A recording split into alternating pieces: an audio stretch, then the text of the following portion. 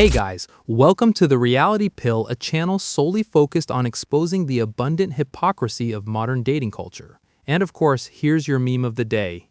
Yeah, I don't think that's how the dating market works, sweetheart. You can't spend your prime years treating men like absolute garbage and then act completely shocked when you hit the wall.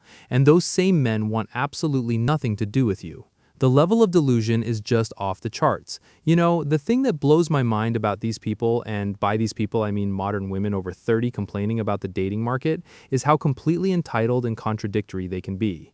It is absolutely mind-boggling.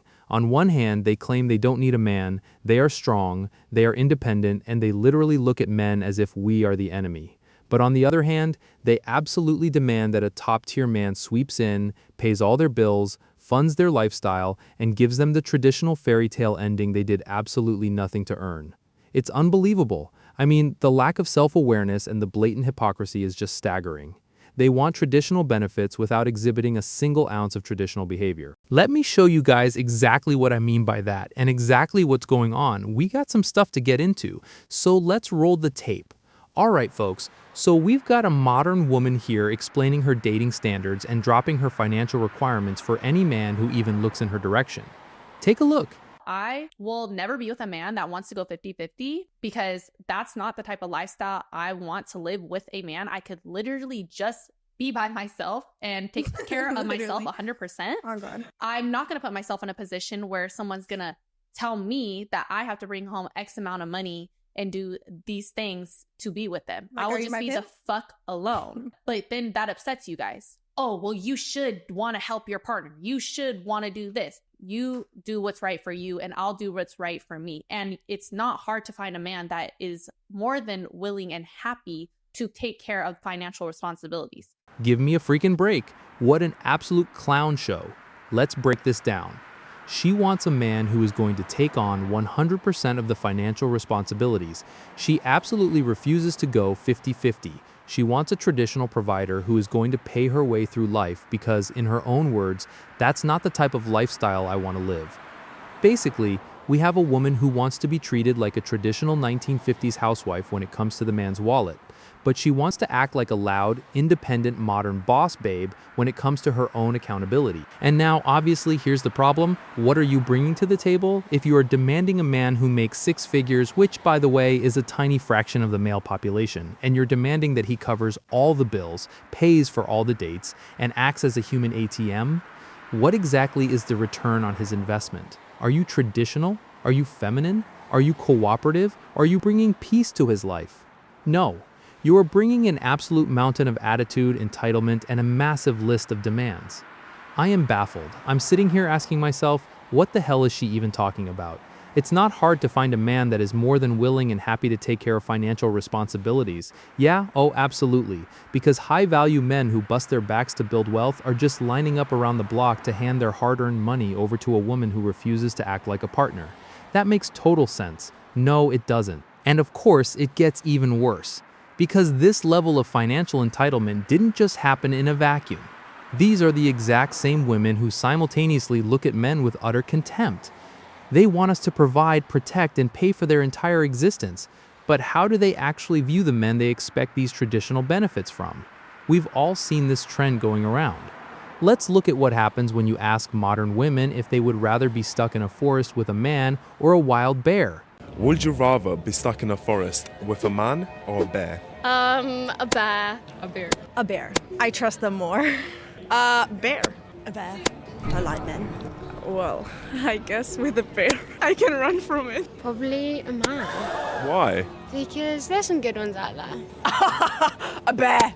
Any day. Why a bear? The worst thing that a bear can do is kill you. A bear. Why a bear? I don't know. I don't know why I said that. Would you rather be stuck in a forest with a man or a bear? A bear. Why? Because I feel like I can get away from the bear. Like I could climb a tree. You think bears can't climb a tree? Who's gonna tell her? I'd say a bear. Well, the man could do some really bad things. The bear at least would just kill me. What? Would you rather be stuck in a forest with a man or a bear? What is a bear and what is... Bear. a bear, Or a man. okay. A man. No, wait, no. A man. A man? Yeah. No, a bear. No. You're the first woman to say man today. Why? because bear gonna eat me. Look at this madness. Are you freaking kidding me? I'm done pretending as if this isn't a completely broken culture. Let me get this straight. You expect a man to pay for your dinner, pay your rent, cover your lifestyle, and treat you like an absolute queen, but you also publicly declare that you would rather be locked in the woods with a literal 1,000-pound apex predator than be left alone with him. The worst thing a bear can do is kill me. Listen to yourselves. What the hell is she even talking about? Welcome to modern dating, fellas. This is exactly what we are dealing with. A generation of women deeply infected by radical feminism, running around saying they trust wild animals more than the men who literally built the civilization, keeping them safe. And for me, it really begs the question, what man in his right mind would put up with this? Why on earth would a successful, traditional-leaning man want to offer 100% financial provision to a demographic of women who openly despise him? You can't have it both ways. You cannot hate men, demonize men, and call men monsters, and then turn around and say, where are all the good men to pay my bills? But wait, there's more, because we have to ask ourselves, where did this entitlement come from? How did we get an entire generation of women who bring absolutely zero to the table but expect everything in return? Well, it starts in their 20s. It starts with a culture that tells them they don't need to cultivate any real skills as a partner because the party never has to end. Take a look. My mama said, you going out every weekend. I said, but I don't got no kids. Would you rather me have kids? She said, no. I said, okay, well, just be glad I am cute, safe, and living my best life. Because yes, I should be going out every weekend. I should be going out as often as I can, actually, because I am young and no kids. That's really the main thing. Having no kids? Yeah. Let me be free, Ma. Let me be free. Oh, just living my best life.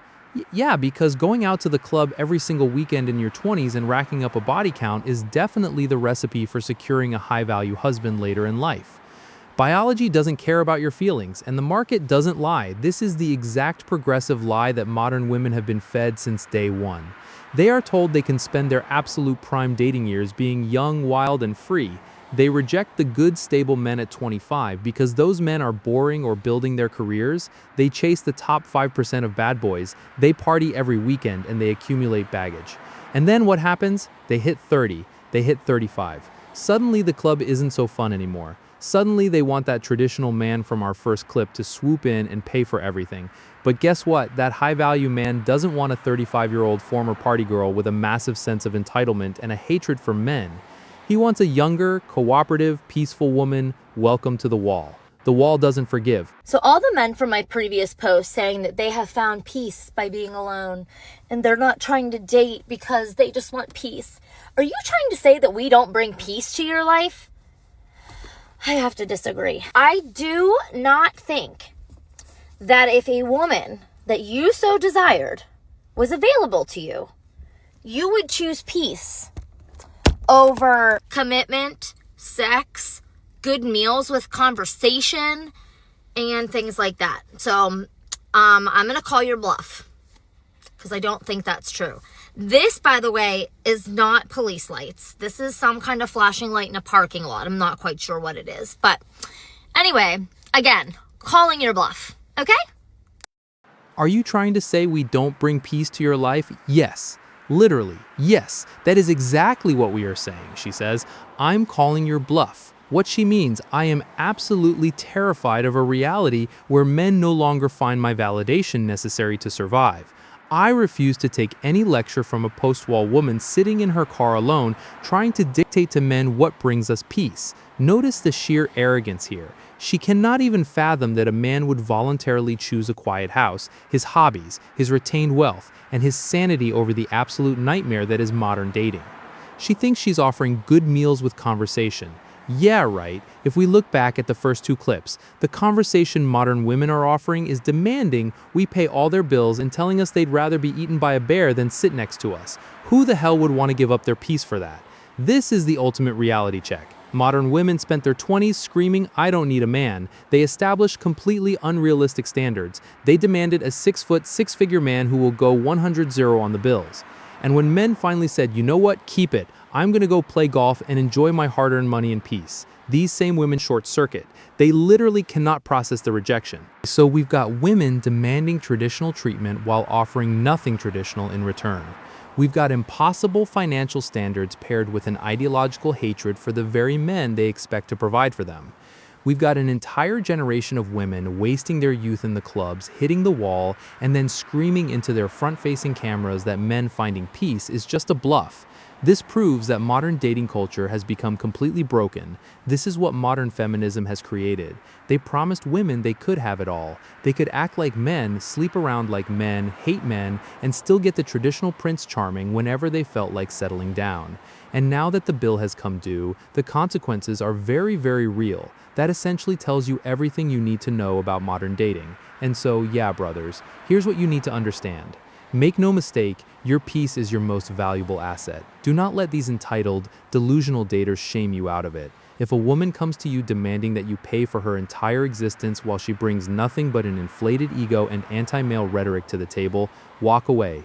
Don't be the simp funding her lifestyle. Know your worth. You deserve better than high-maintenance entitlement. You deserve respect, cooperation, and actual peace. And if you can't find that in the modern dating market, staying single and building your own kingdom is not a bluff, it is a massive victory. Let them choose the bear. Let them hit the wall. You just keep focusing on your grind. Let me know in the comments, what is the most entitled, ridiculous dating standard you have ever personally encountered? And at what age do you think reality finally hits these women the hardest? I'll be reading your comments and pinning the best response. If you enjoyed this reality check, smash that like button, subscribe to the channel, and hit the notification bell so you don't miss the next one. Thanks for watching, and I'll see you on the next.